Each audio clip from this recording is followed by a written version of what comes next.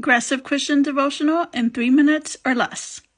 Avoiding anxiety and preoccupation with the actions of those who cause harm is easier said than done. The reality is that there's so much suffering, pain, and oppression in the world that anxiety is a legitimate and understandable response to it all. And I, for one, think things will get worse before they get better.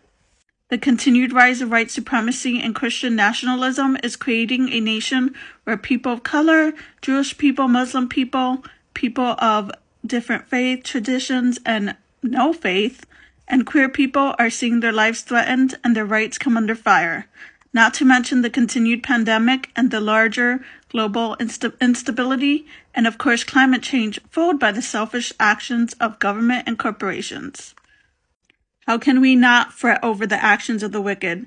Is this psalm asking us to close our eyes to the harm being done, do nothing, and pretend everything is okay? Not necessarily. I think it's possible to hold on to the faith that God's will for a just and equitable world will eventually prevail, and still work to create such a world. In fact, for me, that faith that God's ultimate purposes will come to fruition is what undergirds and motivates my action. Often, there's a temptation to look at the world and despair. And don't get me wrong, that is a valid reaction to everything going on. But despair can impede action and progress.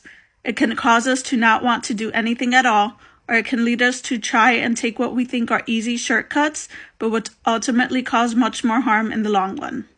Trusting in God isn't a panacea for what ails the world, but it can empower us as individuals to keep going forward and work for a more just world. Prayer. God, help us to hold on to hope and reject despair. Reflection. What do you do in order to keep despair at bay?